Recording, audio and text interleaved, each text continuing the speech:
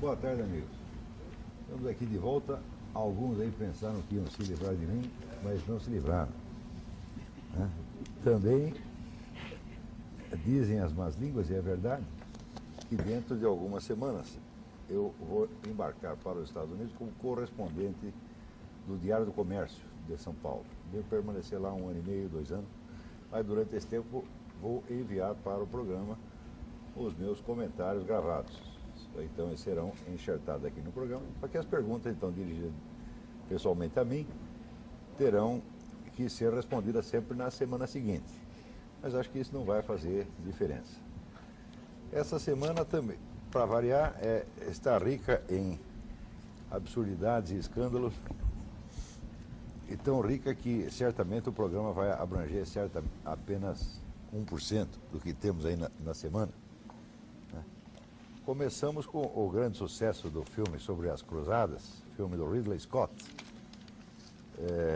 que ninguém tem dúvida, é um diretor extremamente hábil. Não vou dizer um gênio, mas é um homem hábil e sabe o que está fazendo. Então ele fez um filme sobre as Cruzadas, no qual, vamos dizer, se consagra a visão oficial de que as Cruzadas foram feitas para converter à força os pobres muçulmanos. Isso é ensinado em todas as escolas do Ocidente, tá certo? Só que em alguns lugares existem variações. Nos Estados Unidos há muitas escolas que ensinam que não foi assim, mas aqui todas ensinam. Na verdade, é muito fácil você verificar em qualquer livro confiável de história, não um livro didático, tá certo? Pega livro de historiadores profissionais, de historiadores qualificados, e você verá que os muçulmanos, vamos dizer, invadiram e atacaram, né, a área cristã durante 400 anos. Ali eles escravizaram mais pessoas, mas muito mais, do que os europeus mais tarde viriam a escravizar na África. E este é um episódio do qual não se fala, é proibido falar dele, é indecente falar dele. Quer dizer, escravizar o europeu pode, né? Eu sugiro, por exemplo, a leitura de um livro já clássico do autor brasileiro Alberto da Costa Silva. O livro chama-se A Enxada e a Lança. É a história da escravidão num período que vai desde muito antes da chegada dos europeus à África, e ali é só você fazer as contas e você ver que os grandes escravizadores da história foram os muçulmanos. Do mesmo modo, os europeus então sofreram repetidos ataques e genocídios durante 400 anos sem a mínima reação, até que organizaram as cruzadas num movimento puramente defensivo. E hoje, então, esta gangue de intelectuais politicamente corretos, tá certo? Imbuídos da missão de mudar o passado, vendem nas escolas e nos cinemas a versão de que os muçulmanos eram os coitadinhos, que estavam lá vivendo pacificamente, e os cristãos fanáticos, fundamentalistas, foram lá para convertê-los na ponta da espada. Isso é uma mentira grosseira, tá certo? Que é transmitida por pessoas semi-alfabetizadas para pessoas totalmente analfabetas. Incluo nesses semi-alfabetizados, evidentemente, o Ridley Scott, cujas fontes históricas para fazer o filme certamente não foram fontes cientificamente respeitáveis, é certo? Mas livros de divulgação que dizem exatamente o que ele queria ouvir. O pior é que a imprensa, além de você ter, vamos dizer, a mentira nas escolas e também no show business, a mídia em seguida reforça isto, vendendo de novo a mesma versão dos acontecimentos, né? Como acontece aqui. Isso não foi um choque de civilizações, não foi um choque de civilizações de maneira alguma, foi um simples gesto de autodefesa tardia, feita pelos europeus contra o invasor muçulmano, tá certo? Agora, uma publicação interessante que vocês poderiam consultar a respeito é World Christian Trends, de David Barrett, publicado em 2001, que traz os resultados de um recenseamento feito em todas as igrejas cristãs, quer dizer, católica, ortodoxa, protestante, não só da atualidade, mas ao longo de toda a história. Ali nós ficamos sabendo que o total de vítimas cristãs de genocídio ao longo da era cristã foi de 70 milhões de pessoas. Destes 70 milhões, 43 milhões no século XX. E destes 43 milhões, 13 milhões dos anos 50 até agora. Isto é, depois da Segunda Guerra, depois 5 anos, o período começa 5 anos depois de terminada a Segunda Guerra Mundial. Se você for ver a distribuição disso no tempo, você verá que do que foi morto a primeira metade do século XX, então que são daria mais ou menos 30 milhões, 20 milhões já estavam mortos antes da guerra. E, no entanto, hoje em dia, como é que a mídia registra isso? Aqui a revista Veja, por exemplo, que sob outros aspectos tem sido uma revista confiável, e no aspecto do anticristianismo é de um fanatismo e de uma desonestidade profunda. A revista Veja diz aqui explicitamente que o Holocausto, né, promovido pelos alemães contra os judeus na Segunda Guerra Mundial foi a primeira grande matança, o primeiro grande genocídio dos tempos modernos. E como é possível uma coisa desta? Quer dizer, só no século XX, antes de começar a guerra, os regimes comunistas já haviam matado 20 milhões de cristãos, numa perseguição explicitamente religiosa. Quando houve a famosa perseguição dos kulaks, kulaks eram os pequenos proprietários de terra na Rússia, então se considerava que o sujeito que tinha tinha 2 vacas ou mais já era um senhor feudal e tinha que ser morto para distribuir as terras entre os pobrezinhos armados de metralhadoras. Então o critério para matar ou não o kulak era ver se ele tinha um ícone. Um ícone é um quadro, algum santo da igreja russa. Se tivesse um ícone pendurado na parede com, né, São Pedro, a Virgem Maria, então era fuzilado na hora. Então a coisa, evidentemente, era uma perseguição anticristã. Isso antes de começar a guerra, então já haviam morrido nisto 20 milhões de cristãos. Parece que matar cristão não é feio, tá certo? Então, o fato de se privilegiar, né, um acontecimento posterior, quer dizer, um genocídio posterior, mostra a intenção de encobrir o genocídio anterior. Né? Portanto, sobretudo nessa coisa de nazismo. Você vê que o nazismo, como força politicamente viável, foi totalmente destruído, né, com a ocupação da Alemanha. Sobram grupos de psicóticos aqui e ali, tá certo? E para que ele serve? Ele serve para camuflar a atuação do movimento comunista, que continuou um movimento mundialmente poderoso durante esse período. Hoje, já se sabe que muitos dos grupos neonazistas na Alemanha eram financiados pela Stasi, a polícia secreta da Alemanha Oriental, da Alemanha comunista. Por quê? Porque esses grupos servem, vamos dizer, para camuflar, né, a atividade comunista. E quando se fala, vamos dizer, do Holocausto alemão, muitos falam com sinceridade, tá certo? Porém, tem muita gente que foi cúmplice desta coisa e agora desce o cacete, como dizer, para varrer o seu passado por baixo da cama, tá certo? Para baixo do tapete. Então, hoje, está mais do que demonstrado historicamente que o grande autor da Segunda Guerra Mundial foi Joseph Stalin em pessoa. Que ele, pensando usar os nazistas como ponta de lança, dizia ele, como um navio quebra-gelo da Revolução, tá certo? Os ajudou e os incentivou a fazer o que fizeram. Então havia ali uma parceria, não desde 1939, não desde o famoso pacto Ribbentrop-Molotov de 1939, mas desde 1933 havia uma parceria entre a União Soviética e a Alemanha nazista. Se não fosse esta parceria, o nazismo nunca teria crescido do jeito que cresceu. Então, acontece que nesta parceria o Hitler acabou traindo o seu aliado, Stalin, e se voltou contra a própria Rússia. Daí, evidentemente, a Rússia se voltou contra ele. Porém, até ali Stalin tinha sido o grande colaborador do nazismo. Ora, depois da guerra, então, os comunistas do mundo inteiro e a esquerda mundial, então, desce o cacete do nazismo, fazendo de conta que sempre o odiou, como se não tivessem sido eles os responsáveis pela coisa, e tentam esconder a sua própria maldade embaixo da maldade do seu ex-parceiro. Tá certo? E você pode ter certeza que de uma boa parte do que se publica no mundo sobre nazismo e sobre o Holocausto, uma boa parte é feita por pessoas que foram pessoas e grupos que foram responsáveis pelo crime e que estão, né, agora falam mal só para limpar o seu passado. Isso aqui é uma coisa facílima de você verificar. Por exemplo, existe o famoso livro de Ernest Toppich. Toppich é um sociólogo alemão, é um clássico, chama-se Stalin's War, a Guerra de Stalin. E lá, você lendo, você vê quem é que inventou a situação toda e quem é que desencadeou essa monstruosidade que foi a barbárie nazista na Europa. Tá certo? Então, agora, somando o total de vítimas, você vê que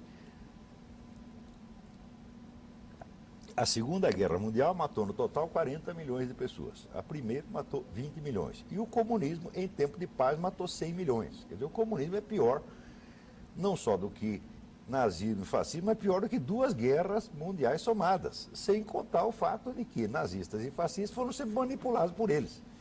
Quer dizer, o Hitler, comparado com o Stalin, era apenas um amador, era um delinquente juvenil, por assim dizer. Ao passo que Stalin, ele sabia o que estava fazendo, né? O Hitler foi sempre manipulado por Stalin até o momento que se voltou contra o seu mentor e atacou a União Soviética. Então, é claro que nós temos que expor ao mundo continuamente a barbárie nazista e não deixar que as pessoas esqueçam. Mas nem todo mundo que faz isso tem autoridade moral para fazer. Uma boa parte não tem. E quando sai, como saiu na Veja da semana passada, uma coisa dessa, tendo que o Holocausto foi o primeiro genocídio do século XX, então é evidente, a intenção é evidentemente de ocultar um genocídio anterior muito maior praticado contra os cristãos ortodoxos. Também não deixa de ser interessante você observar que toda grande comunidade, seja religiosa, seja política, que entra em choque com outros, é claro que ela sofre perseguições e violências. Agora, se nós formos ver assim, por exemplo, os muçulmanos, eles dizem que tem 80 milhões de mártires. A conta é um pouco exagerada porque eles incluem como mártires os combatentes mortos na guerra, coisa que o cálculo aqui cristão não faz. Né? Ele inclui apenas o genocídio mesmo, quer dizer, o ataque feito a uma população inerme, incapaz de se defender.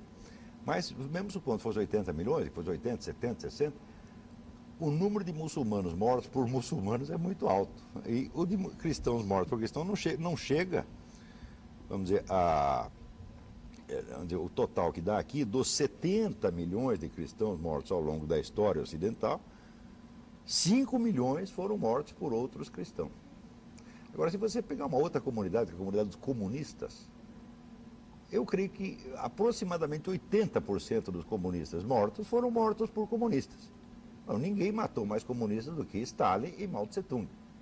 Quer dizer, o Mao Tse-tung na Revolução Cultural e também no famoso Grande Salto para a Frente, praticamente todas as pessoas que mandou matar, eles eram comunistas. Então, por aí você vê a natureza do comunismo. O comunismo é mau não só para os outros, mas para si mesmo.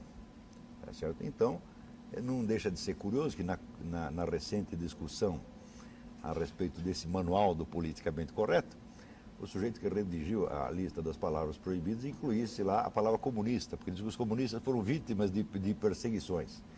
Né? Foram vítimas de perseguições, sobretudo, dos próprios comunistas, só você fazer a conta. Por exemplo, o Pinochet, aqui no Chile, é acusado de ter matado 3.000 pessoas, das quais, certamente, os que não eram comunistas, eram, pelo menos, esquerdistas ou simpatizantes. Ao passo que Fidel Castro matou 120 mil cubanos, dos quais, pelo menos, metade eram comunistas.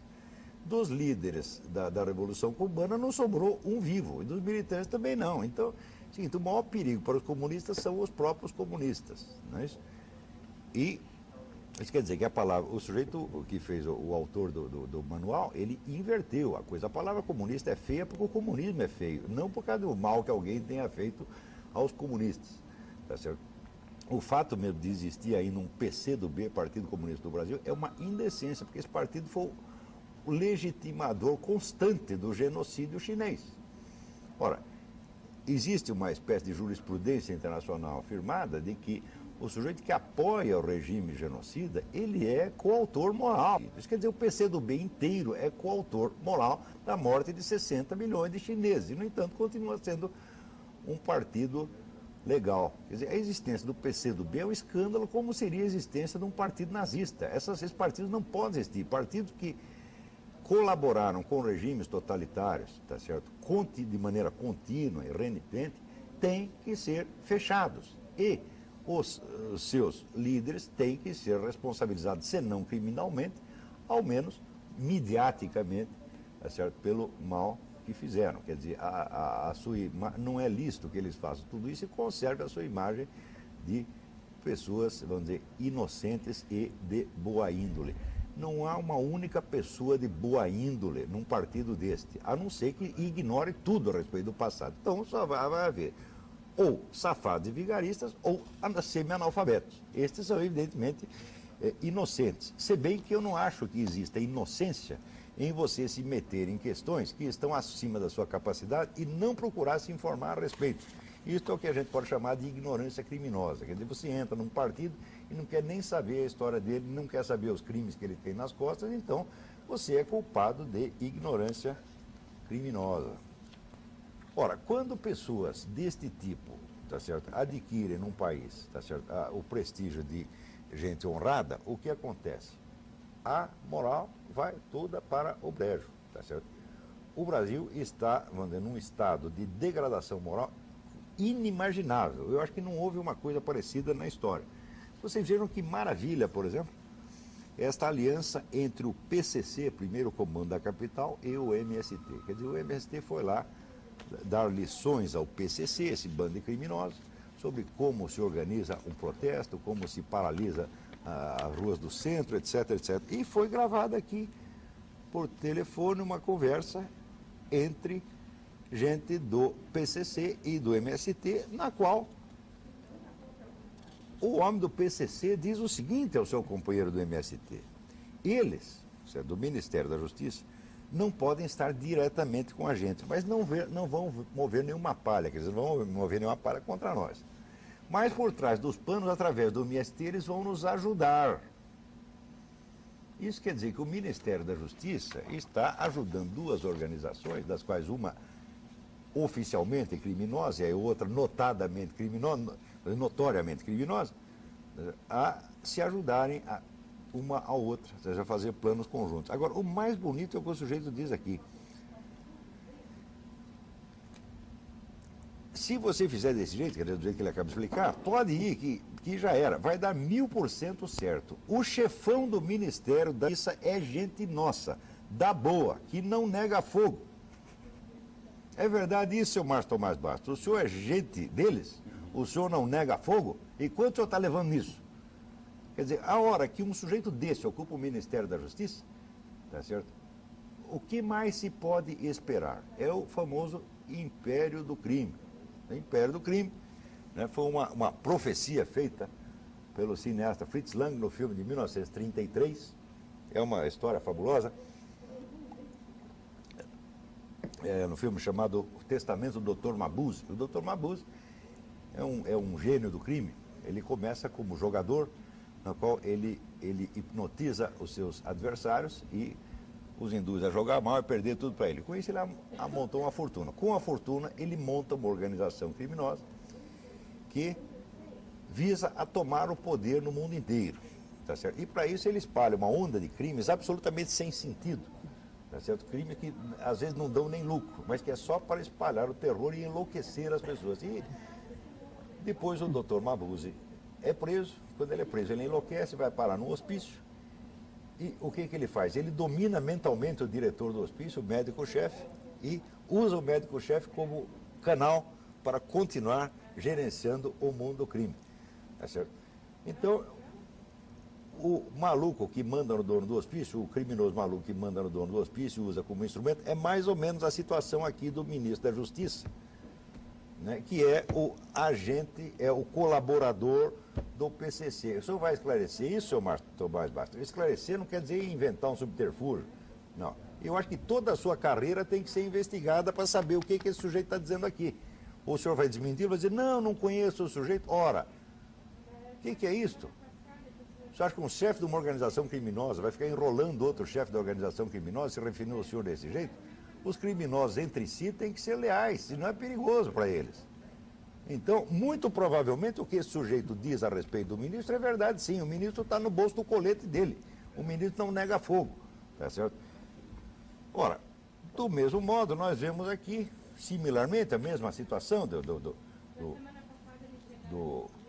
criminoso maluco que domina mentalmente o diretor do hospício e o usa como office boy para transmitir as mensagens ao mundo do crime.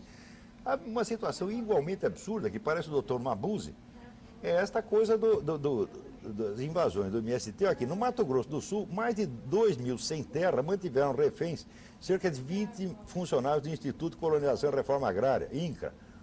Então, esse negócio de invadir o INCRA já virou rotina. Toda semana invade o INCRA, bate nas pessoas, prende, usa como referência. Acontece o seguinte, o governo apoia o MST, o governo dá verbas ao MST e apoia para que ele invada os órgãos do próprio governo. Quer dizer, aqui o nosso amigo o Munir, ele comparava, vamos dizer, essa proteção que o governo dá ao MST às antigas cartas de curso, que é a autorização que o governo inglês dava aos piratas, como Sir Francis Drake, para que atacassem navios. Mas pelo menos tem essa diferença.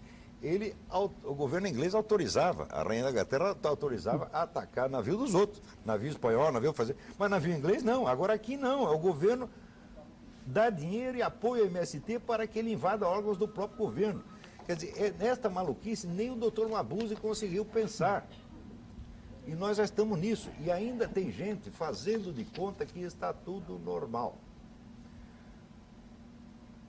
Na semana passada, eu estive em Porto Alegre, participando do 18º Fórum da Liberdade. O Fórum da Liberdade é um empreendimento maravilhoso, feito por duas entidades de lá, o Instituto de Estudos Empresariais e o Instituto Liberdade, sob vamos dizer, a liderança, o patrocínio, sobretudo, do Jorge Gerdau. E anualmente eles promovem um amplo debate que é assistido por 2.000, 3.000 pessoas. É o único fórum de debate honesto que existe nesse país. Porque lá vai gente da direita, da esquerda, vai liberal, vai conservador, vai socialista, vai trabalhista, vai todo mundo, né? Eu mesmo tive aí o desprazer de debater lá com o Dr. Oded Grajew, que é o fundador do Instituto Ethos. O Dr. Oded Grajew é aquela alma bondosa e generosa que, constatando que o pessoal da esquerda só estava recebendo verbas das Farc, do MIR chileno, da Fundação Rockefeller, da Fundação MacArthur, da Comunidade Europeia, da ONU e mais os dízimos trilionários do PT, achou que devia ajudá-los em tão difíceis circunstâncias, tá certo? E fundou uma porcaria chamada Instituto Ethos. O Instituto Ethos reúne 1.000 empresas, 1/4 do PNB, para dar dinheiro para esses movimentos esquerdistas. Eu aqui com os meus botões, eu acho que ethos quer dizer, na linguagem luliana, eu também exijo com H os subsídios. E me botaram lá para debater com esse cidadão. E ele, fez lá a exposição dele falando maravilhas a respeito da campanha fundada por ele mesmo, mostrando como ele é um sujeito benemérito e maravilhoso. E assim que ele terminou de falar, na hora que eu ia responder, ele disse: com licença, eu tenho um compromisso urgente, vou ali e já volto. Então me botou na situação de ou deixar a plateia na mão ou ter que responder na ausência do adversário, o que é exatamente, né, o que eu fiz. Não é isso? Então, mas isso é para provar que o senhor Oded Grajew, que é um dos mentores e financiadores do Fórum Social Mundial, bilionário Fórum Social Mundial, né, ele tem acesso a um fórum muito mais pobre do que o dele. E no dele não entra adversário dele, não. Tem algum liberal conservador falando no Fórum Social Mundial? Não, o senhor Oded nunca deixou. Agora, o Fórum da Liberdade, que é organizado com grande dificuldade por um grupo de empresários gaúchos que pagam tudo do bolso deles, tá certo? Não tem dinheiro de ONU, não tem dinheiro, sobretudo não tem dinheiro da Farc. No Fórum da Liberdade pode ir lá o seu Oded, tá certo? E dizer o que quiser. Sabe? Como foi lá o Roberto Freire, e disse as besteiras que quis. É verdade que eu não ouvi o Roberto, foi lá o Roberto Freire, o Alckmin e o César Maia. Eu, como não quis, como eram 3 candidatos, falando, discurso de candidato não vou ouvir. Ouvi outras exposições, algumas excelentes, como o do meu companheiro de mesa, um economista indiano que mora na Austrália, que, segundo eu consegui entender do sobrenome dele, é Suri Radnapala. Deve ser isto. Se não é isso, é uma coisa parecida. Ele fez uma exposição, né, maravilhosa, mostrando que o risco individual é, na verdade, a essência e o motor da atividade econômica. Mas muito bem, lá no Fórum da Liberdade, então, se chama pessoas de todas as orientações ideológicas e elas dialogam. Agora, no Fórum Social Mundial, tá certo, que tem, vamos dizer, recursos de governo, de organismos internacionais, etc., etc., só entra a turma deles. Quer dizer, o fórum pequenininho, organizado com dificuldade por um grupo de pequenos empresários, inclusive, tem 2 indústrias grandes, uma ou 2 que participam, por exemplo, a Gerdau participa, mas a maior parte são empresários pequenos. Eles sustentam do seu próprio bolso o Fórum da Liberdade com grande dificuldade e eles repartem o seu espaço, tá certo, com esses mentirosos, esses embrulhões de poder de Grajev, que não disse uma verdade durante a meia hora em que falou. Tá vendo? Mas o pessoal tem essa gentileza. Agora, a turma do lado de lá jamais tem a gentileza. Ainda tem gente que tem a cara de pau de dizer que nós aqui deveríamos dividir o espaço desse programa, que é esta 1h30 semanal, né, com gente que tem o espaço inteiro de todos os canais de televisão o tempo todo para mentir o quanto quiserem. Né? Podemos até chamá-los. Eu vou chamar um dessas pessoas aqui, mas olha, vai ser pior para eles. Porque no Fórum da Liberdade, todas as vezes que essas pessoas toparam ou comigo, ou com o embaixador Meira Pena, né, sempre se saíram muito mal. Porque eles só conseguem enganar a criança. Quando confrontados com de verdade, se saem muito mal, saem com o rabo entre as pernas, saem quase chorando, como saiu, né, o homem do MST, o Stedley, na Feira do Livro de 98, quando teve o desprazer de se confrontar comigo, tá certo?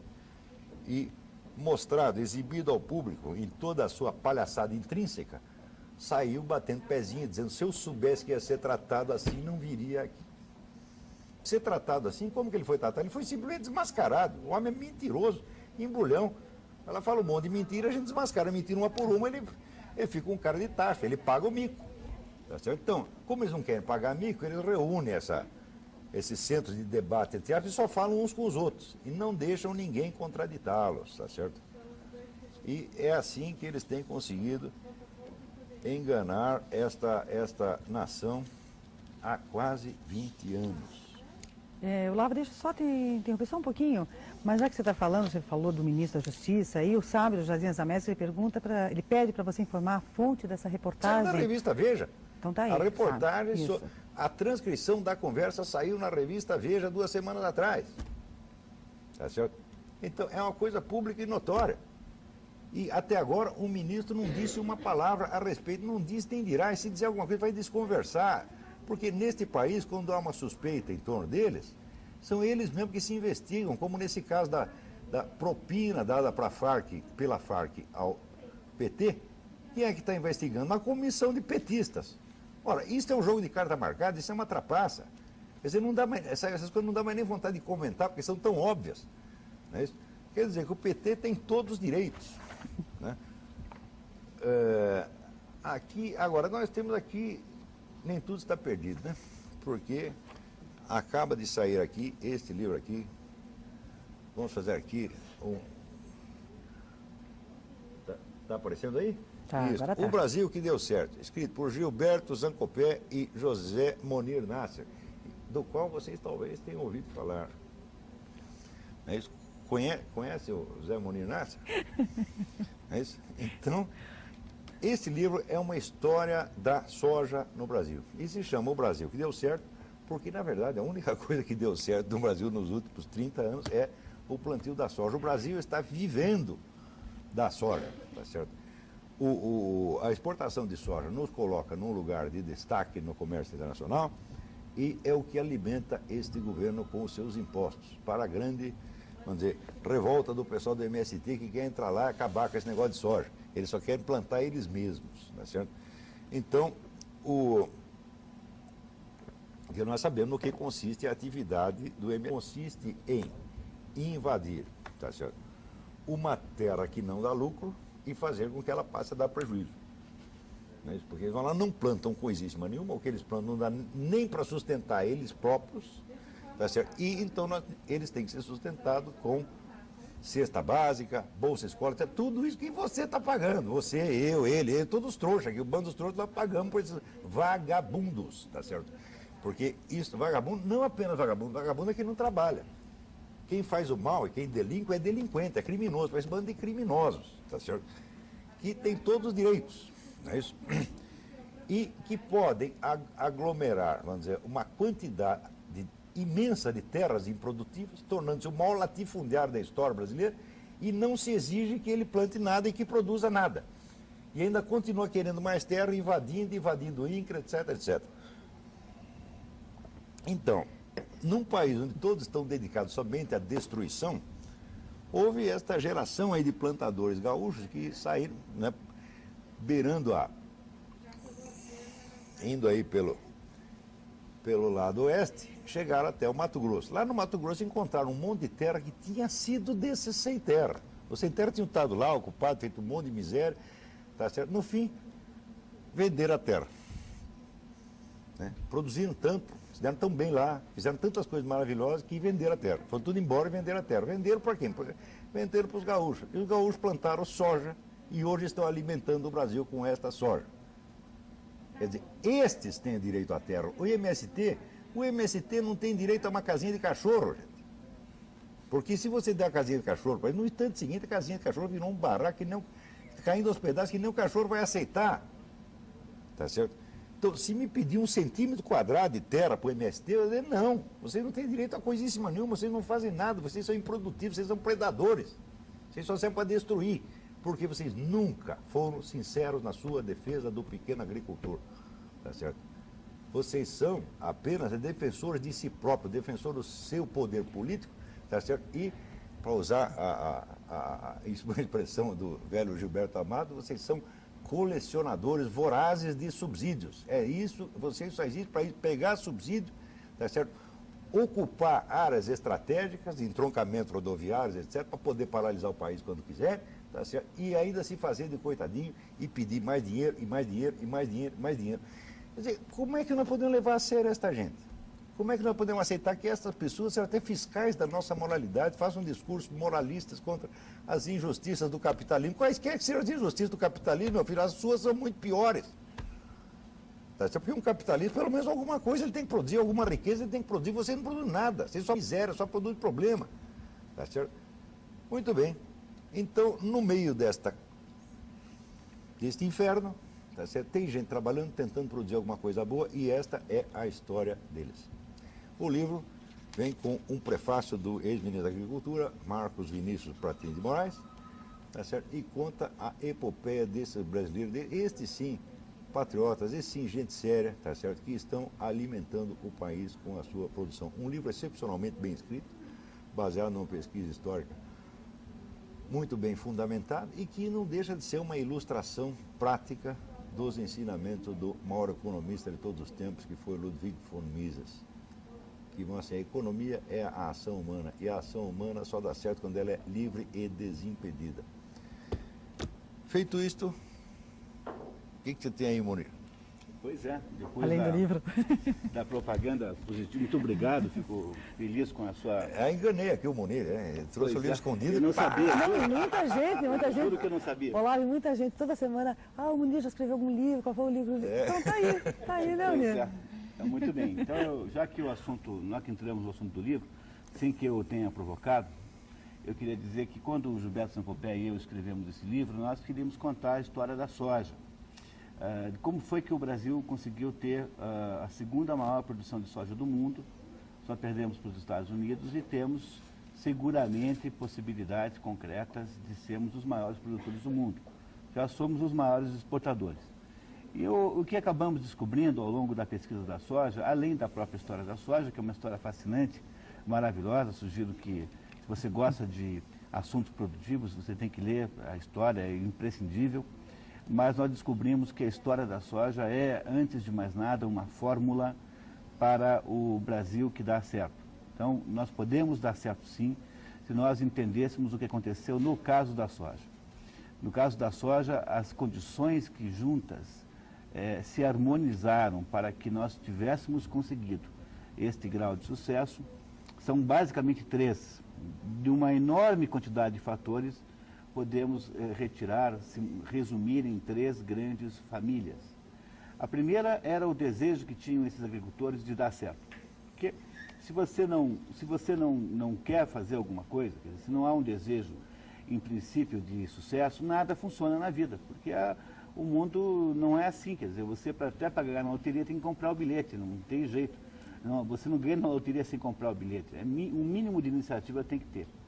O que acontece é que essa gente aí, que são esses agricultores aí gaúchos, que são basicamente imigrantes alemães e italianos que vieram, que entraram no Brasil a partir, sobretudo, da metade do século XIX, embora a colonização alemã no Rio Grande do Sul e no Paraná tenha começado um pouco antes.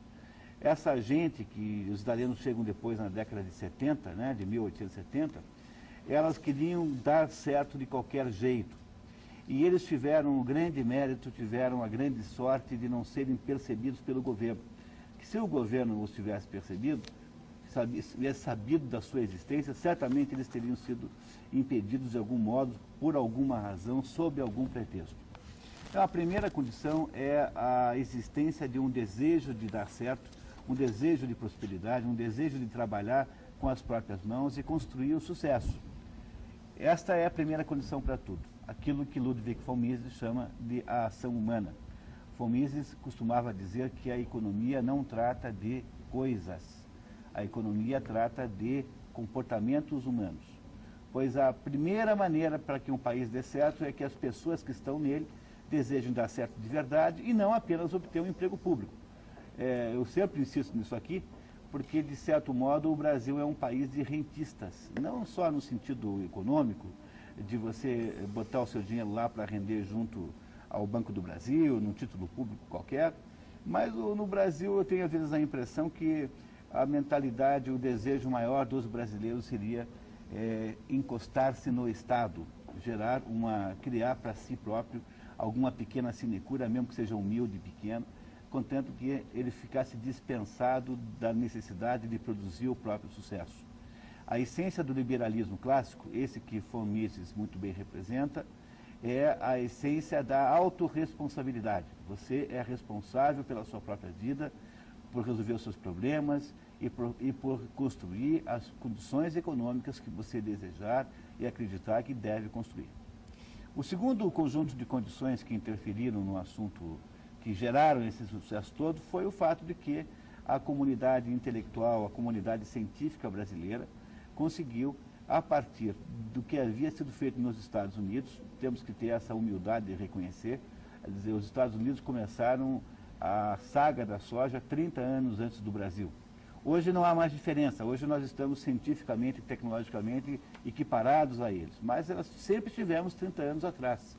Então, hoje uma geração, uma quantidade enorme de pessoas, todas elas citadas no livro, pessoa por pessoa, que aprenderam de mestres estrangeiros, sobretudo estadunidenses, técnicas com conceitos, abordagens, dados científicos e que puderam, então, produzir uma tecnologia brasileira de soja tão extraordinária que o Brasil é o único país do mundo que conseguiu transformar a soja rigorosamente tropical, que é o caso da soja hoje. Ela é tropical, planta-se soja no Brasil inteiro.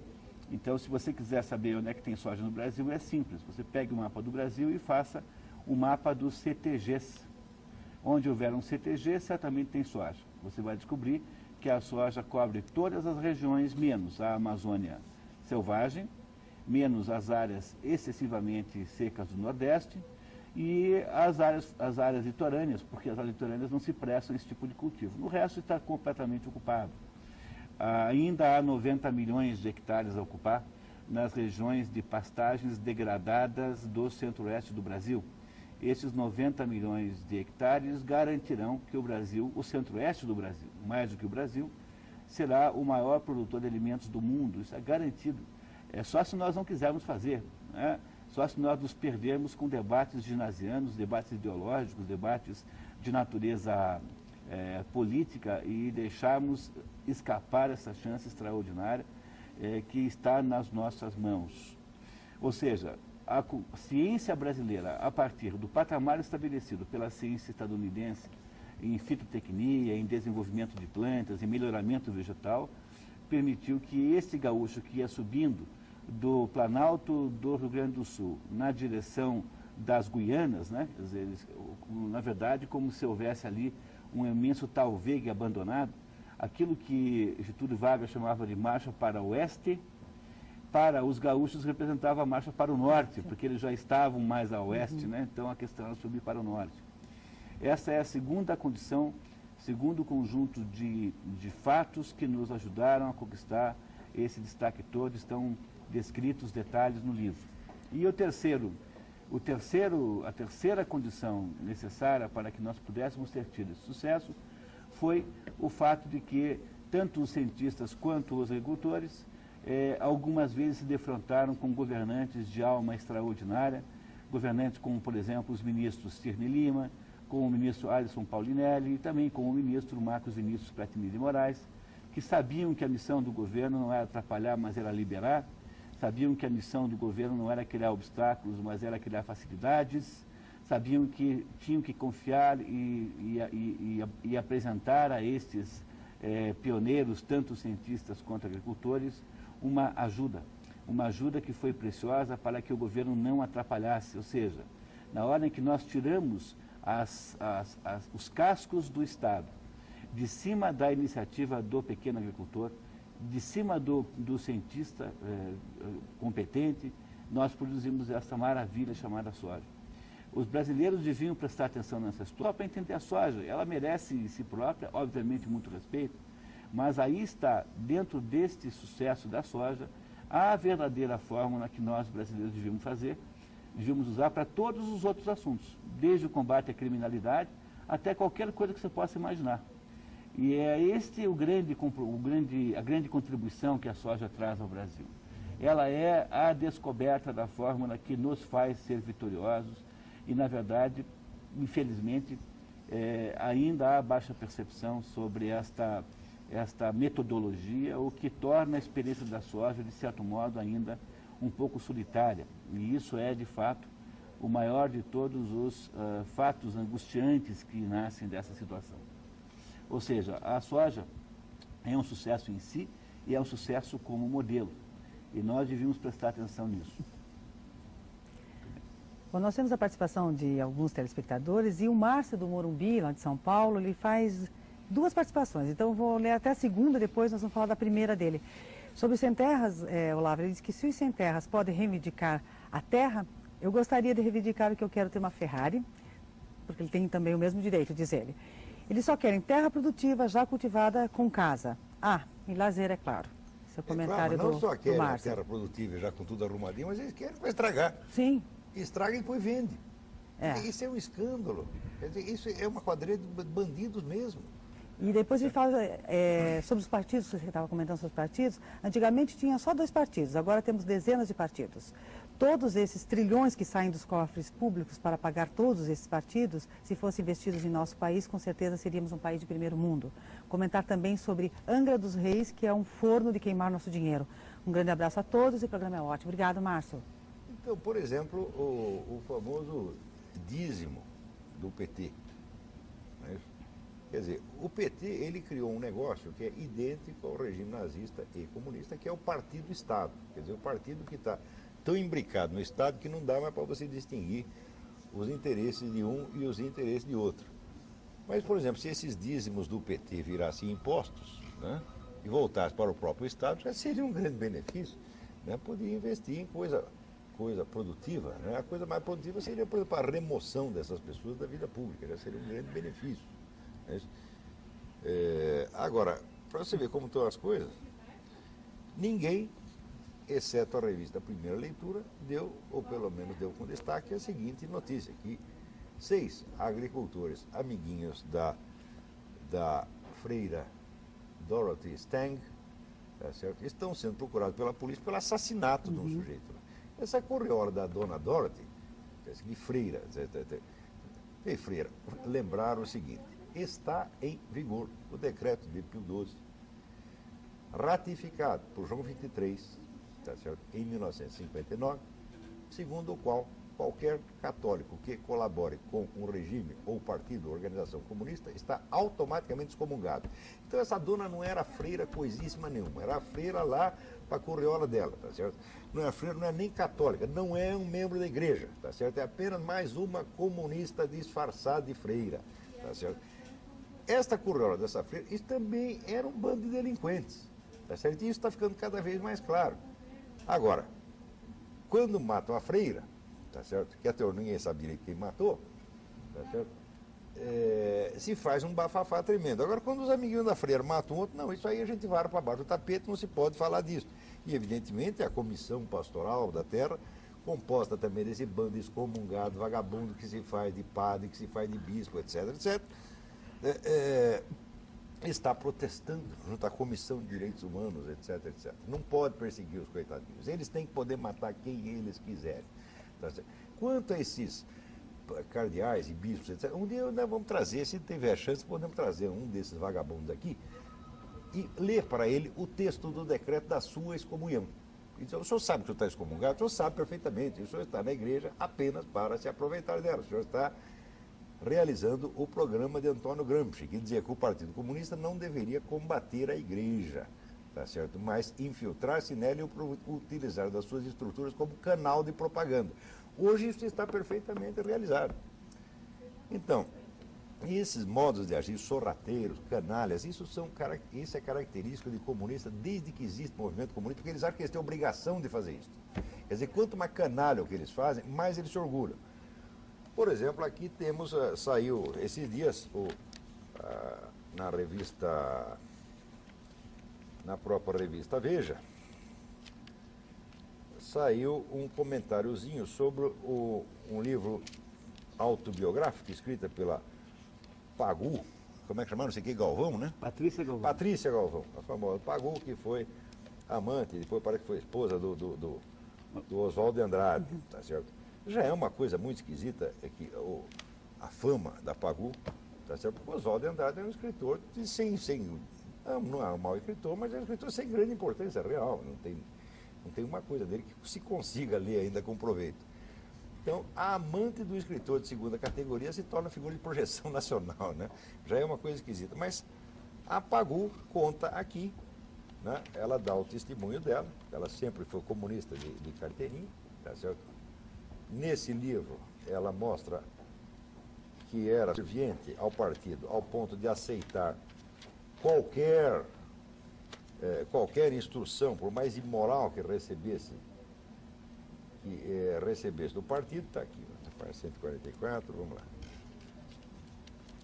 Então, ela conta aqui que já naquela época, isso em 1932, o Partido Comunista Brasileiro já tinha, tá certo, toda uma rede de criminosos a seu serviço. Isso sempre foi normal, quer dizer, hoje nós falamos ligação PT-FARC, tá certo, o Partido Comunista Chileno com o MIR, etc. Tudo isso para eles é arroz com feijão, eles sabem perfeitamente, não há um comunista experiente, um líder comunista que não saiba que o que eu estou dizendo é verdade. Então diz a Pagu. Eles tinham, essa ala do partido chamava-se na época Comitê Fantasma. Agora, a juventude que entrava, os recém-chegados, ignorava a existência do Comitê Fantasma, se alguém fala, eles até duvidavam. Como hoje se duvida da parceria PT-FARC. Gente inexperiente, gente que não conhece o assunto, ou fala pela primeira vez e acha que é invenção. Né? Porque muitos comunistas duvidavam da existência do Comitê Fantasma. Ninguém sabia que ele tinha suas ramificações no centro da malandragem carioca. Batedores de carteira, cafetões, assaltantes, tudo ligado ao PCB. Isso já era assim em 1932, como era em 1920, como era em 1917, como era desde a fundação da primeira Internacional Socialista e Comunista por Karl Marx em 1848. Eles sempre estiveram, vamos dizer, no comando da bandidagem e estão hoje ainda, tá certo? Então, não há nada de estranho de que estes amiguinhos da freira tenham matado gente e tal.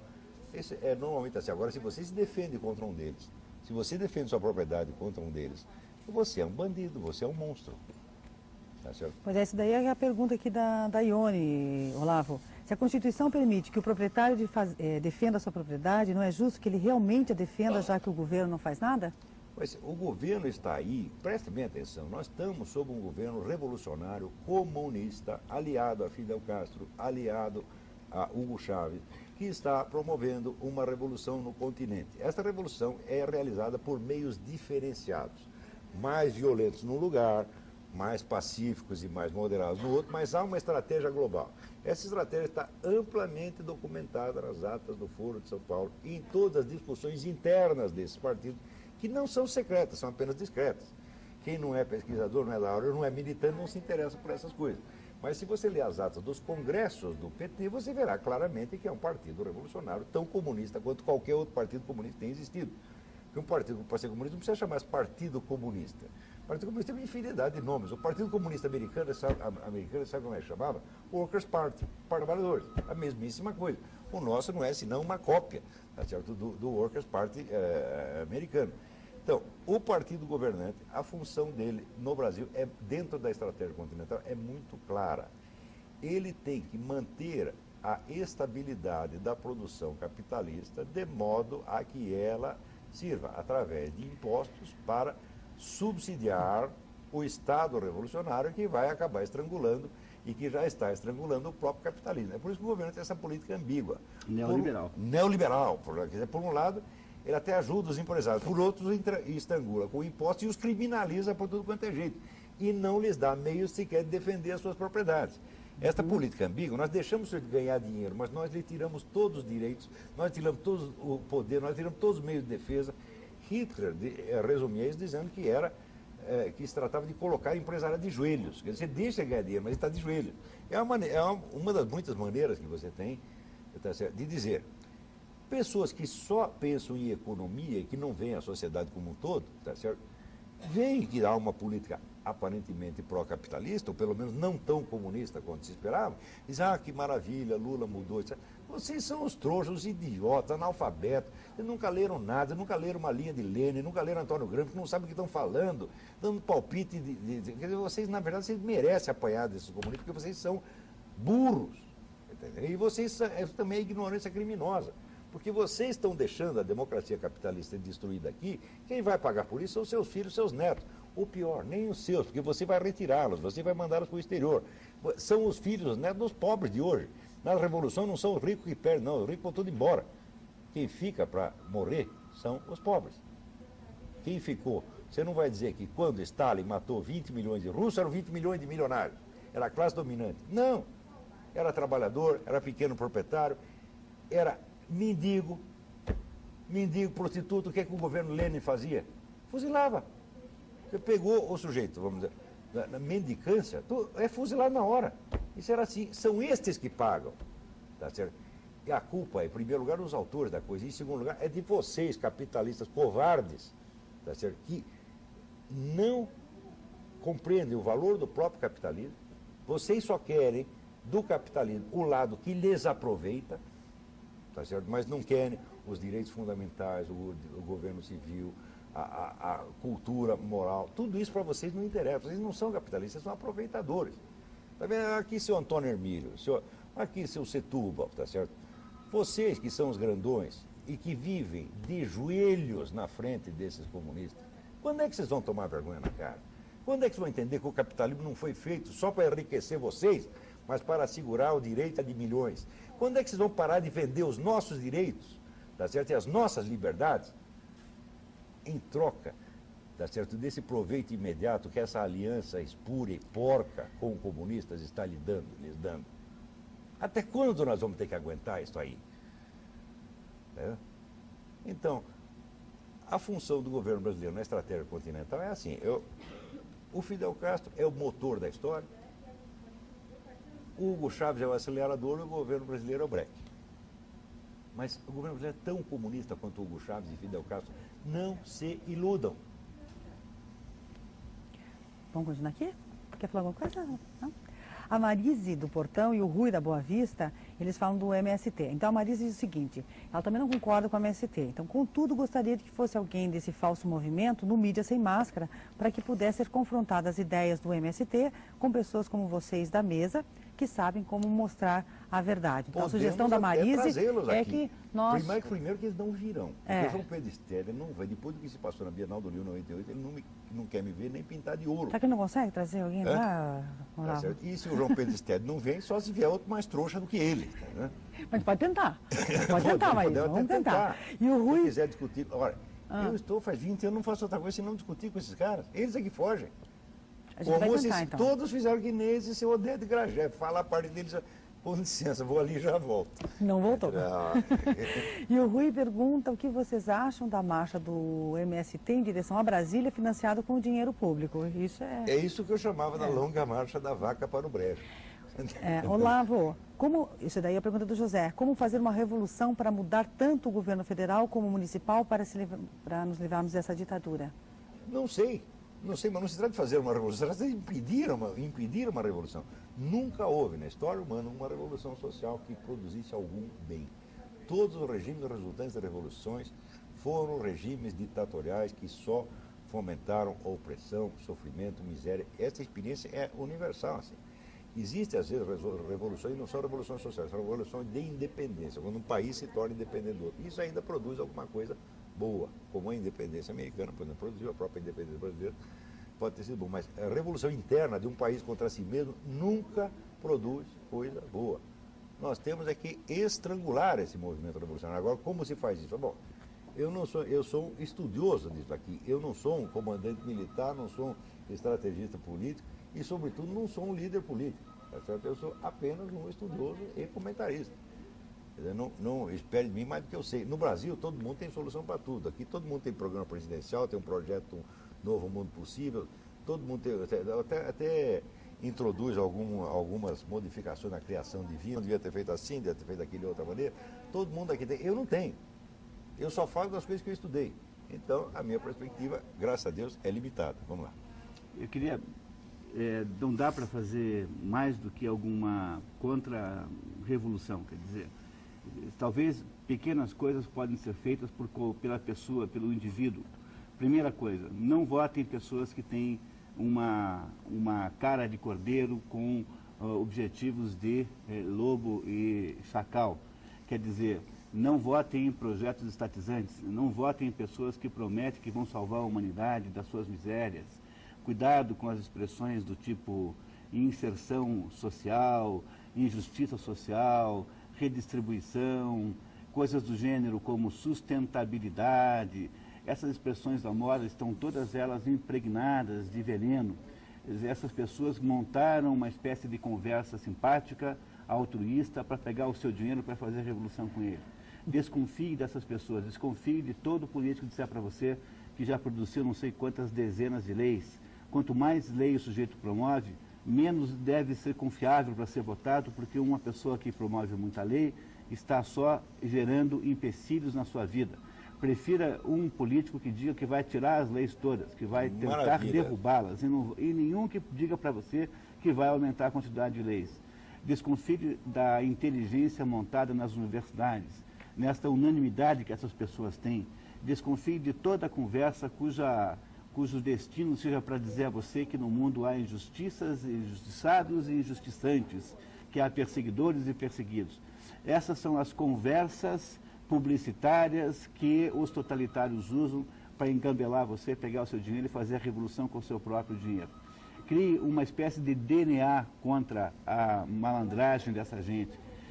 Fique alerta, preste atenção. Se você fizer isso, já estará fazendo tudo o que você pode fazer, talvez, para diminuir a possibilidade de eles continuarem nos enganando. O Américo da Santa Helena, Olavo, diante do quadro que o senhor está passando, não é o momento dos militares tomarem o poder? Pergunta do Américo. Eu não sei, eu não estou aqui para dar conselho para militar, tá? Eles também têm lá a sua visão da coisa, devem saber onde eles apertam o sapato, tá certo? O que eu sei é que nós do povo, não podemos continuar colaborando com essa gente. Tá certo? Quer dizer, não se trata de você fazer um movimento organizado, não é bem isso, não. É simplesmente a gente recusar a cumplicidade com essa gente. Por exemplo, Se você pega um grande jornal, uma, duas, três, quatro, cinco mentiras dessas, por que continua lendo esse jornal? Por que você não vai à delegacia do consumidor mais próximo e dá uma queixa de propaganda enganosa? Porque essa gente, vamos dizer, está ganhando dinheiro, tá certo? Quer dizer, eles vendem publicitário, ganham rios de dinheiro, tá certo? E em troca anunciam que estão oferecendo ao público, vamos dizer, um serviço jornalístico decente. Se eles não o fazem, é propaganda enganosa. Quer dizer, o que o cidadão pode fazer? Ele pode fazer isso.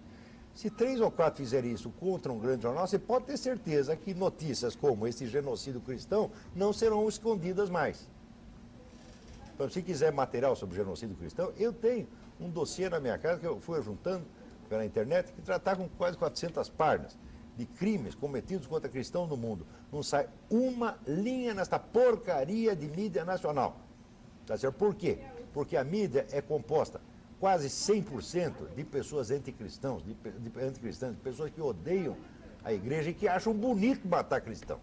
Matar 13 milhões de cristãos é bonito. Agora, se você faz uma piadinha contra o gay, olha o gay feio, isso é desumano, isso é opressão, isso é discriminação. E vamos ter um pouco de senso de proporções, pô. É claro que não se deve perseguir gay nem ninguém, mas você achar que você fazer a piadinha de gay é mais grave do que matar cristão, então você, vamos dizer, a sua moral é a moral do demônio, é a moral invertida. Então é isso que está acontecendo, esta inversão que propicia, vamos dizer, a loucura geral e fomenta o Dr. Mabuse, o império do crime. Só uma coisa aqui, o Lavo, o Ricardo, ele mandou essa pergunta, logo você estava falando sobre o genocídio no início, falando em mortes, é bom deixar claro que só no século XX perde-se a conta dos abortos cometidos. Sim, isso é um genocídio muito pior. Isso, então, olha, essa pesquisa, David Barrett, World Christian Trends, Tendências Cristãs Mundiais, de 2001, que foi a mais abrangente, feita por todas as igrejas ao mesmo tempo, esta aqui não inclui no genocídio os abortos. Uhum. Que essa altura já deve estar por volta de 40 milhões de crianças só nos Estados Unidos.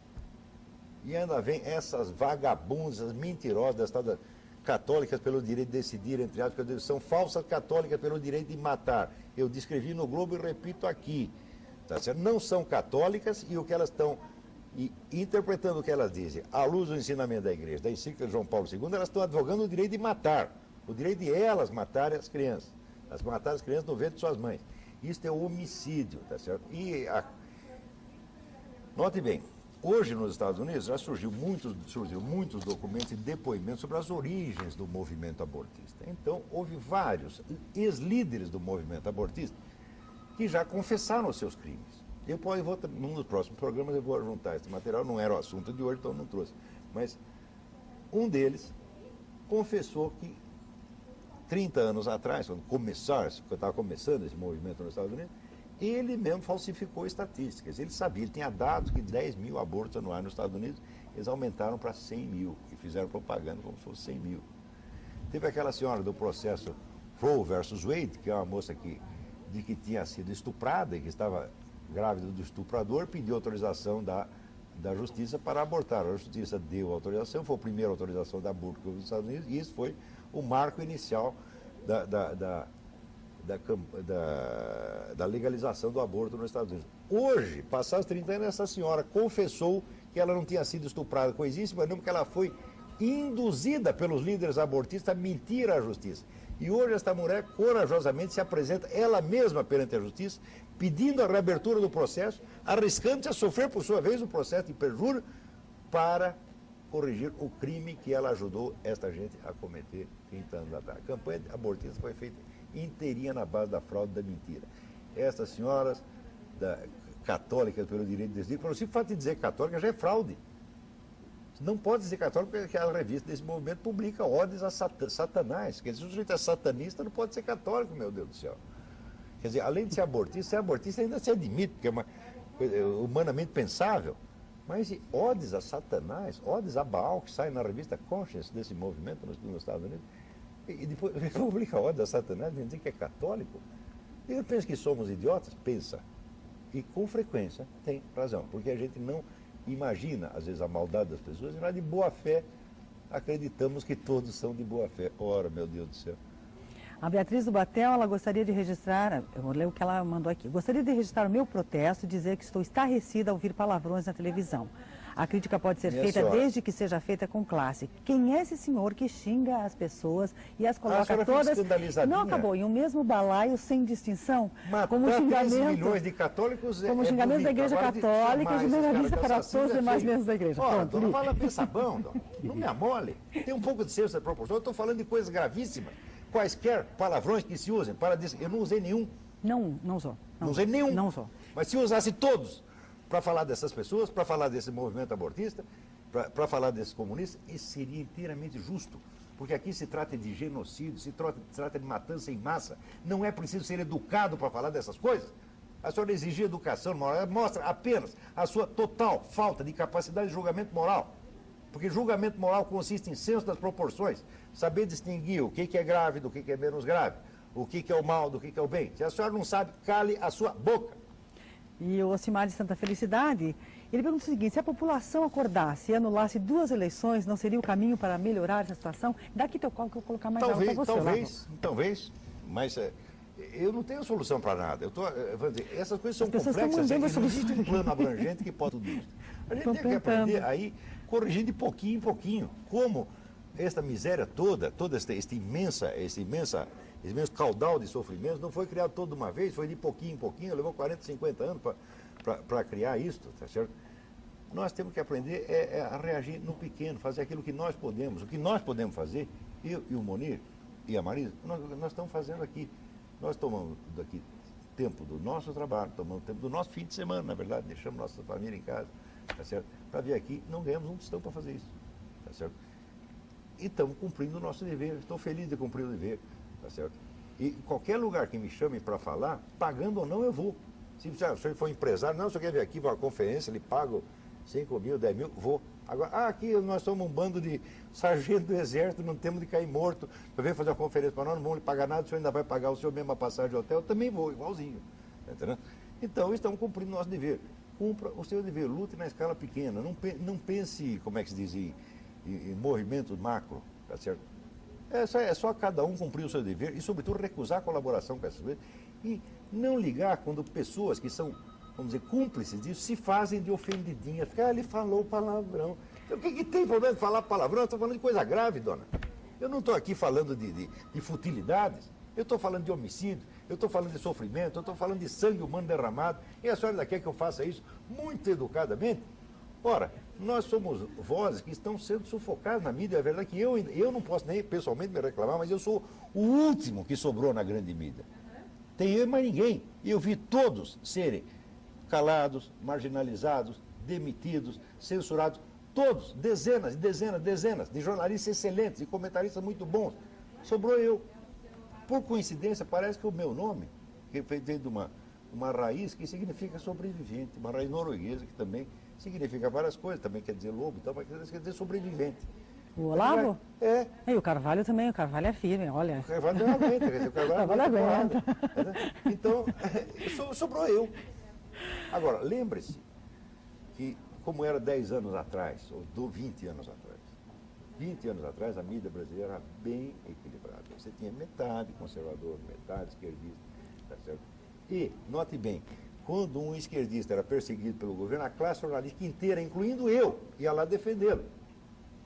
Não sei se vocês sabem, mas quando houve aquele episódio do Herzog, o primeiro protesto coletivo da classe jornalística veio no jornal Unidade, do Sindicato dos Jornalistas do Estado de São Paulo. E quem editou esse jornal? Quem fez? Eu. Para defender um comunista. Agora, hoje, tem dezenas de jornalistas que estão marginalizados, cujas vozes foram caladas, ninguém os defende.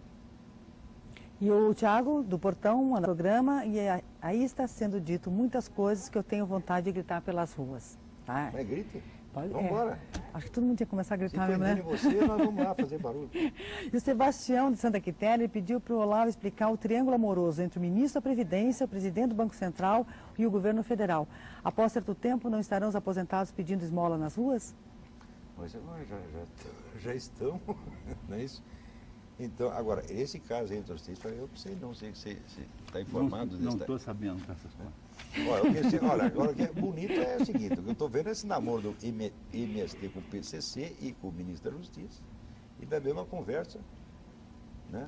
O sujeito disse, tem aqui um cara que está vendendo uma matraca, quer dizer, um metralhador, para que dá uns R$3.000, no máximo 3.500. O senhor não está interessado, senhor ministro? É gente sua, são seus amigos. Eles pelo menos dizem que são. Não é 3.500, está baratinho a metralhadora, né? Uhum. Mas, na verdade, o senhor não precisa disso, o senhor está cheio de guardas armados que rodeiam, né? E quando o senhor tomar nossas armas, o senhor vai se desfazer dos seus guardas armados? O senhor vai andar circular desarmado pela rua? Vai ficar desarmado à noite com a sua família? Não, o senhor vai ter um exército inteiro para defendê-lo. Quer dizer, o senhor é um covarde e um farsante, porque o senhor quer que nós fiquemos expostos, mas o senhor mesmo não fica. Luiz do Bairro... Senhor, uma coisa chamada de senhor é muito fora do respeito, você não fica. Luiz do Bairro Alto dá parabéns ao programa e pede para comentar sobre os fazendeiros de Ponta Grossa, aqui no interior do Paraná, que estavam defendendo as suas terras do MST e o governo mandou, através do secretário de Justiça, prender as pessoas que estavam fazendo a segurança desses fazendeiros. Mas é exatamente, é desarmar. E é preciso que se diga a bem da verdade que não só isso aconteceu, como a imprensa inteira fez todo o esforço de demonizar os presos como se fossem criminosos perigosíssimos. Houve uma absoluta unanimidade em se chamar essa gente de quadrilheiros, com a expressão que nunca se usou para ninguém da MST, que esses sim são rapinadores de gado, rapinadores de pinheiros, entram numa propriedade, por exemplo, se você tirar uma árvore do seu jardim, é capaz de ser preso. O MST pode entrar numa propriedade, cortar todos os pinheiros, vendê-los, e isso é absolutamente aceito e natural.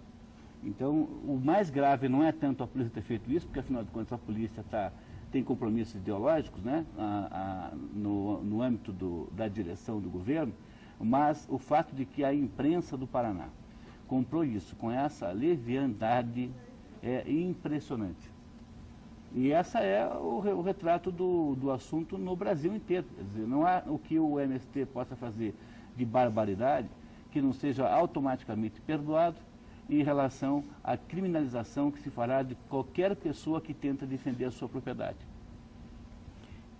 Eu acho que isso que nós podemos chamar de carta de... É isso. Quer dizer, o rei da Inglaterra, chegou um dado momento, não conseguia dar conta dos piratas, então inventaram o corsário. O corsário é o pirata estatal.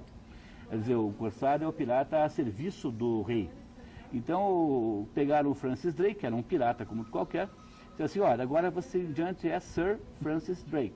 E você tem agora uma autorização do rei da Inglaterra para saquear navios franceses. Mas, por favor, só os franceses. Agora, aqui não, aqui tem autorização para saquear o navio do brasileiro. É do nosso mesmo. Nós não Esse governo está gozando da nossa cara, o tempo todo. E o Gilberto da Vila Auer, ele pergunta para o Olavo o que você acha de um canal de TV como a Paraná Educativa, que é pago por nós contribuintes e fica o dia todo passando Requião. Está lá para isso, tá certo? Então, porque aqui é o seguinte, o governante, ele não lembra que o governo, o dinheiro não é dele, ele acha que é dele, ele está lá para servir o governante, esse é o hábito brasileiro. O Tony Blair, ele pergunta, a Débora do Aguaveiro pergunta, Tony Blair, que é do Partido dos Trabalhadores, pode ser considerado um comunista? Não. O partido não, aí é coincidência de nome. O Partido Trabalhista inglês, ele é um partido trabalhista mesmo, tá certo? E dentro do Partido Trabalhista sempre houve correntes pró-comunistas e correntes anticomunistas. Durante algum tempo, os comunistas quase chegaram a mandar no Partido Trabalhista. Depois deu um revertério. E o Blair é exatamente o contrário. Tá certo? O Blair é um trabalhista anticomunista. Você não pode esquecer uma coisa. O movimento trabalhista, o movimento sindical americano, sempre foi anticomunista. Houve até um famoso discurso do Alexander Solzhenitsyn, quando ele conseguiu escapar da União Soviética e foi parar nos Estados Unidos, fez lá um discurso perante uma central sindical americana, e ele disse o seguinte: vocês, trabalhadores, nós, dissidentes que fomos perseguidos, fomos parar no Gulag, tá certo? Muitos de nós temos uma dívida para com vocês, os trabalhadores americanos, porque vocês, os sindicatos, sempre nos ajudaram, ao passo que os milionários, os grandes empresários aqui, empresários, banqueiros, sempre apoiavam e lisonjeavam o regime comunista. Tá certo? Então, não confundir trabalhismo com o socialismo. Não tem nada que ver, não. Você está entendendo? Quer dizer, o movimento sindical, ele muitas vezes ele foi infiltrado e apropriado por comunistas, tá certo? Mas o sindicalismo é uma parte inerente da mecânica do capitalismo. Não tem sindicato no regime comunista. Tem sindicato na União Soviética, sindicato na China de Mao Tse Tung, faz favor. Agora, como o sindicato reúne trabalhador e trabalhador, é uma massa de manobra em potencial para os comunistas, então eles evidentemente tentam tomar os partidos trabalhistas. É natural que o façam, mas tem que ser denunciados e escorraçados. Então, ainda bem que está lá essa turma do Tony Blair, que é firmemente trabalhista, como sempre foi, tá certo? É a defesa do interesse trabalhador, sempre fizeram isso. Mas são anticomunistas. Quando o PT nasceu no Brasil há 20 anos, de certo modo, essa diferença foi uma forma do PT se viabilizar rapidamente, porque há 20 anos comunista era o Prestes, era o Jocondo Dias, era o Freire, e o PT não era comunista. Inventaram um partido trabalhista e camuflou. O PT foi inventado justamente para parecer que não era comunista, já que havia comunistas notórios.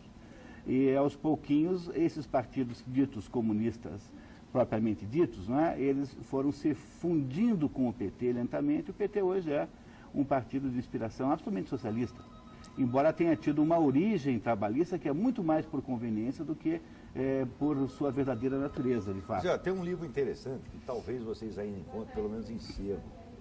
Ele se chama Mito e Verdade da Revolução Brasileira. Foi escrito por Alberto Guerreiro Ramos, que era o grande teórico do Partido Trabalhista Brasileiro. Tá certo? E ali ele conta como o movimento trabalhista, tá certo, foi infiltrado e foi destruído pelos comunistas. E também a perseguição que ele próprio sofreu na mão do comunista, ao ponto de desistir do Brasil. O Guerreiro Ramos, que era um homem de origem muito pobre e que se tornou um grande intelectual brasileiro, era um mulato de origem mais ou menos favelada, entendeu? E que chegou a ser o grande intelectual do trabalhismo no Brasil. Você lê esse livro, você vai ver a distância imensurável que existe entre trabalhismo e comunismo. E o Paulo do Portão, Olavo, ele pergunta se o livro A Propriedade é um Roubo, do escritor Proudhon? Proudhon não tem uma grande influência nos movimentos comunistas? Não, o Proudhon estava pelo lado do anarquista, tá certo? E o lado anarquista, o anarquismo tem uma ambiguidade, tá certo? Uma parte do movimento anarquista é profundamente anticomunista e sofreu perseguições horríveis dos comunistas. Na Guerra da Espanha, o Stalin praticamente mandou matar toda a liderança anarquista que tem.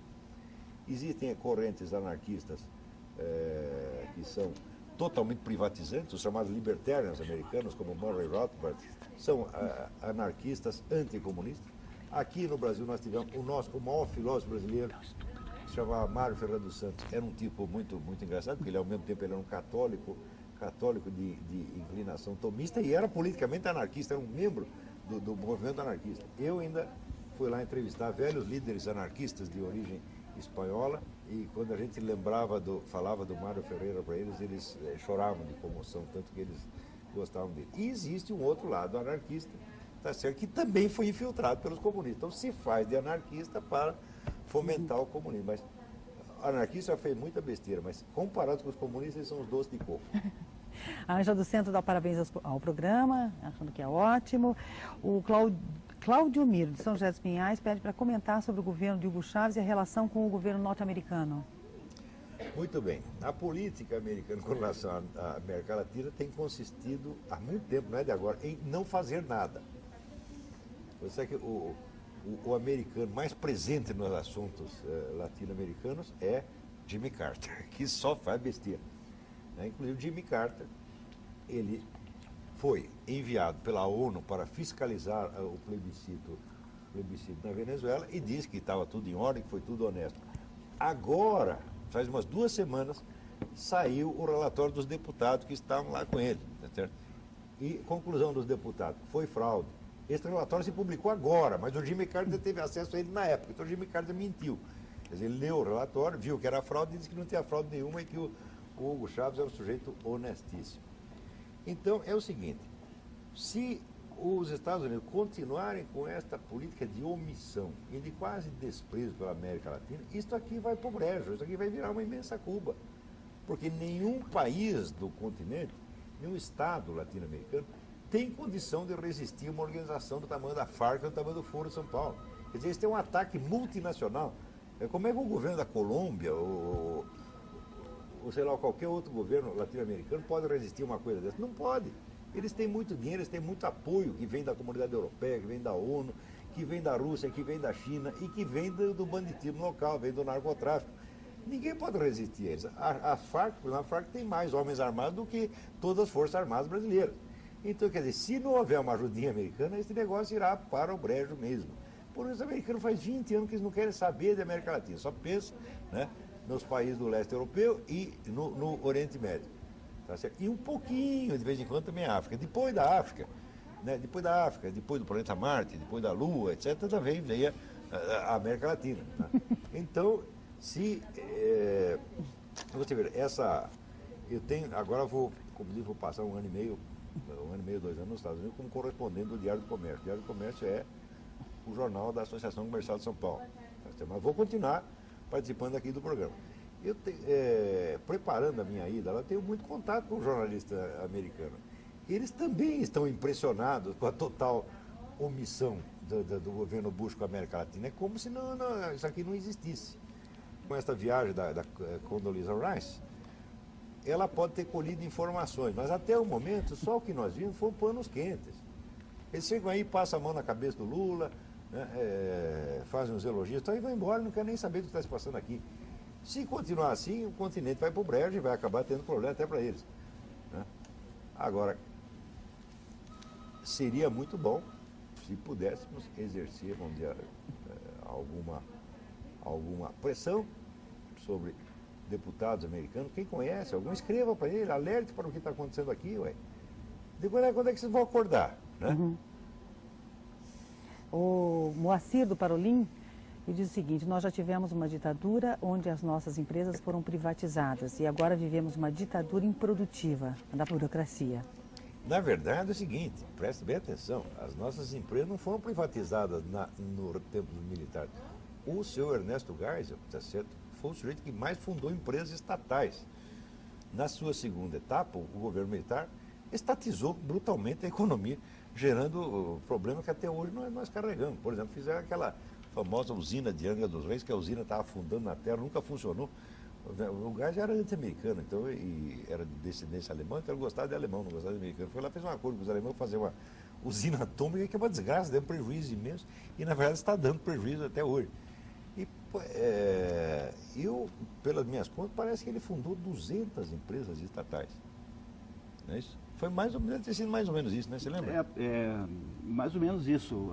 A empresa, o Brasil começa que antes da Revolução, o Brasil nunca teve nenhuma grande situação de privatizante, nunca, jamais.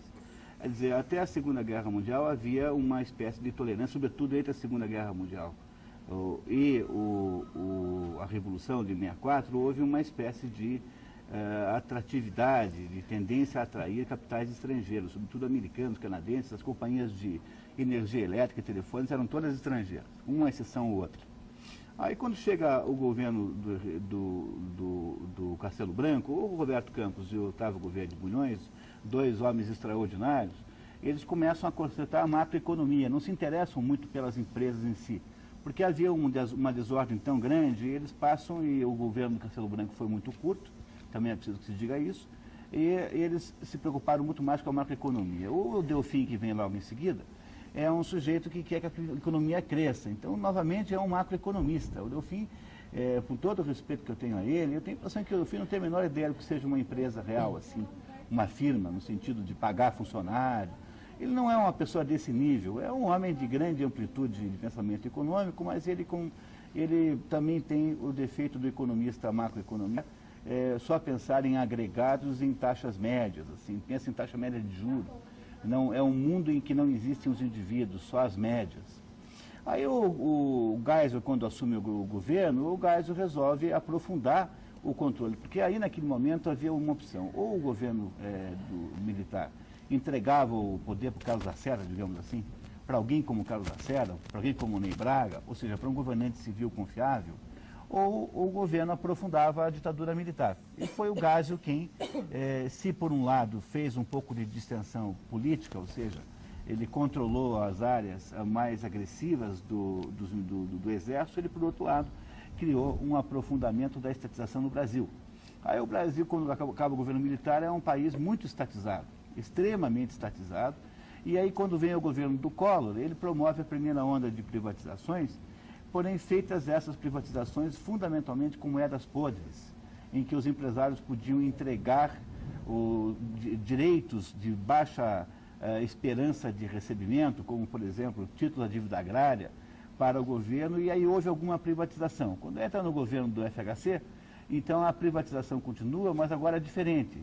É uma privatização muito estatizante, porque ela é feita com o dinheiro do BNDES e com os recursos dos fundos de pensão, que afinal de contas são fundos semipúblicos, na medida em que uma parte deles vem do poder público. Então, a verdade é que se houve aqui no Brasil alguma privatização, foi uma privatização voltada para executar o programa neoliberal dos governos comunistas atuais, que é permitir que haja uma maior eficiência da economia com o objetivo de aumentar a arrecadação de impostos.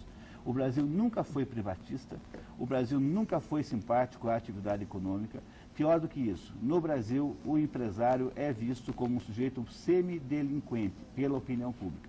E é por essa razão que nós somos uns pobres. Então, a razão pela qual nós somos uns pobres está com a gente, nós somos nosso próprio inimigo. Nós dormimos com o inimigo. Às vezes, dormimos com dois. Nós temos 2 minutinhos para o encerramento do Mídia Sem Máscara. Muitas perguntas, infelizmente, não puderam ser respondidas, mas acho que nós podemos finalizar com essa aqui do Carlos, no bairro de São Lourenço, que pergunta: não está na hora de fazermos o que outrora fizemos com o Collor e sua corja, ou seja, pintar a cara de verde e amarelo, tirar todos os vagabundos do poder? Não tem a menor dúvida, já passou da hora, porque se o Collor tivesse feito 1% do que esses camaradas fizeram, tá certo? Imagina o que a mídia não estaria dizendo dele agora. Por exemplo, esse conluio, esta intimidade com que esse homem do PCC fala do ministro, como se fosse empregado dele. Não, é gente nossa, é boa gente, podemos contar com ele e tal. O que é isso, meu? Já pensou isso no governo Collor? Tá certo? Então já está na hora de tirar esses vagabundos aí, sim. Agora, como fazer isso? Não tem. Então, a gente até a semana que vem, eu logo começarei, vamos dizer, não poderei participar aqui, não estar nesta mesa, mas mandarei meus comentários nos Estados Unidos, tentando informar vocês do que realmente está se passando lá, porque a nossa mídia não está contando as coisas direito, não. Muito bem. Então, até logo a todos. E lembrando, mais uma vez,